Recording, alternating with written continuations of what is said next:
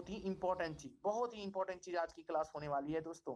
तो देखिए, पृथ्वी की विषुवतीय व्यास कितनी है? 12,756 है किलोमीटर विषुवतीय व्यास है। जबकि पृथ्वी की ध्रुवीय व्यास कितनी है? 12,714 ध्रुवीय व्यास है, याद रखिएगा।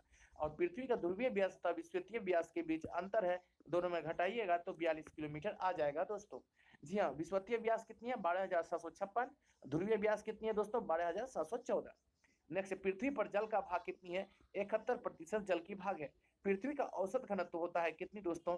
5.5 ग्राम प्रति सेंटीमीटर क्यूब। 5.5 ग्राम, 5.5 ग्राम प्रति सेंटीमीटर क्यूब। पृथ्वी की गति कितनी है दोस्तों? सॉरी, पृथ्वी की गति है किस ओर? तो पश्चिम से पूरब की ओर घूमती है। आपको तो पहले ही हम बता चुके हैं दोस्तों, शुक्र और अरुण ही ऐसी ग्रह है जो पूरब से पश्चिम घूमती है। बाकी सभी जितने भी ग्रह है सभी पूर्व से पश्चिम की ओर घूमती है, याद रखिएगा दोस्तों, पूर्व से पश्चिम की ओर। नेक्स्ट है, हाँ क्या है दोस्तों, देखिए, पृथ्वी का अक्ष पर घूमना क्या कहलाता है? घूर्णन या परिभ्रमण कहलाता है दोस्तों। दिन रात होता है पृथ्वी के घूर्णन के कारण ही दिन रात होता है। ऋतु परिवर्तन है दोस्तों पृथ्वी के परिक्रमण के कारण। परिक्रमण करेगा तो ऋतु परिवर्तन होगा, घूर्णन या परिभ्रमण करेगा तो दिन रात होगा दोस्तों। पृथ्वी 1 घंटे में घूमती है कितनी? तो 15 डिग्री देशांतर। 1 घंटे में घूमती है कितनी? 15 डिग्री देशांतर। तो 1 डिग्री देशांतर घूमने में कितना मिनट लगता है दोस्तों? तो 4 मिनट लगता है। 1 डिग्री देशांतर घूमने में 4 मिनट लगता है, याद रखिएगा दोस्तों। पृथ्वी अपनी धुरी पर झुकी है 23.5 डिग्री। पृथ्वी अपनी धुरी पर झुकी हुई है कितनी? तो 23.5 डिग्री। पृथ्वी के भूपरपटी, हाँ, क्रस्ट में प्रचुर मात्रा में उपलब्ध तत्व कौन सी है? ऑक्सीजन है। कितनी प्रतिशत है दोस्तों? 46.8% ऑक्सीजन है। पृथ्वी गोल है क्या? तो पृथ्वी गोल है तो सबसे पहले किसने कहा था दोस्तों? वह है पाइथागोरस ने, याद रखिएगा। पृथ्वी गोल है किसने कहा था? पाइथागोरस ने कहा था। पृथ्वी की सतह के नीचे की द्रवीभूत सेल कहलाते हैं मैग्मा। पृथ्वी की सतह के नीचे क्या द्रवीभूत सेल क्या कहलाता है दोस्तों? मैग्मा कहलाता है। पृथ्वी तथा सूर्य के बीच अधिकतम दूरी कब होती है? 4 जुलाई को अधिकतम दूरी होती है, जिसे हम लोग अपसोर कहते हैं। अपसोर, अधिकतम दूरी रहेगा तो अपसोर कहेंगे, और वो 4 जुलाई को होता है। न्यूनतम दूरी कब होता है? 3 जनवरी को होता है, उसे हम लोग क्या कहते हैं दोस्तों? उपसूर कहते हैं, उपसूर।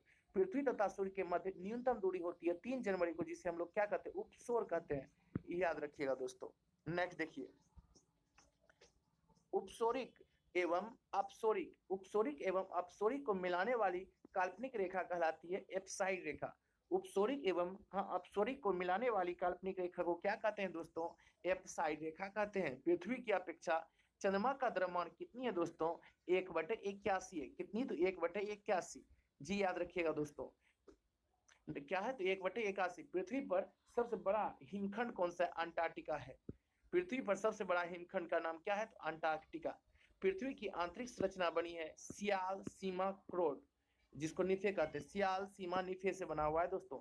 सियाल सीमा निफे से बना हुआ है पृथ्वी के आंतरिक संरचना, सियाल सीमा निफे से, याद रखिएगा। नेक्स्ट, क्रोड बना होता है किसका दोस्तों? निफे का मतलब हुआ निकेल और लोहा, निकेल और फेरस, याद रखिए। क्रोड बना हुआ है लोहा और निकेल से क्रोड बना हुआ है, इसे ही निफे कहते हैं। सियाल बना हुआ है, नाम ये सियाल, तो सिलिकॉन और एल्यूमिना, सिलिकॉन और एल्यूमिना से सियाल बना हुआ है। सीमा बना हुआ है सिलिकॉन और मैग्नीशियम से सीमा बना हुआ है दोस्तों। क्रोड या निफे बना हुआ है निकेल और आयरन से या लोहा से, ठीक है।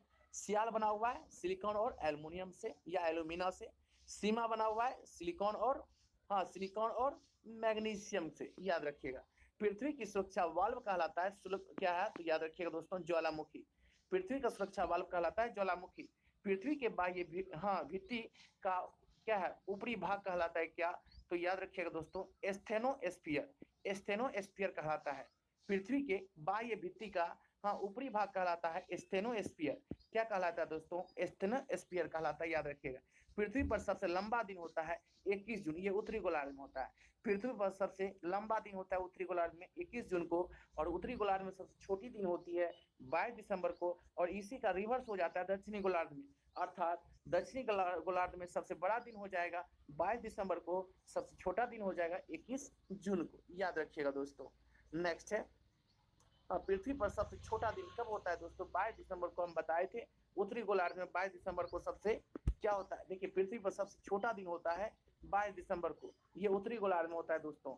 और 21 जून को दक्षिणी गोलार्ध में क्या होता है? हाँ बिल्कुल, दक्षिणी गोलार्ध में सबसे छोटा दिन होता है। अच्छी तरह से हम कंफ्यूजन दूर कर देते हैं। फिर से देखिए दोस्तों, पृथ्वी पर उत्तरी गोलार्ध में सबसे बड़ा दिन होगा 21 जून को। पृथ्वी पर उत्तरी गोलार्ध में सबसे छोटा दिन होता है 22 दिसंबर को। इसी का उल्टा कर लीजिए दक्षिणी गोलार्ध में। दक्षिणी गोलार्ध में सबसे बड़ा दिन होता है कब? तो दोस्तों 22 दिसंबर को। और सबसे छोटा दिन होता है तो 21 जून को होता है, याद रखिएगा दोस्तों। चंद्र ग्रहण, हाँ ग्रहण होता है कब?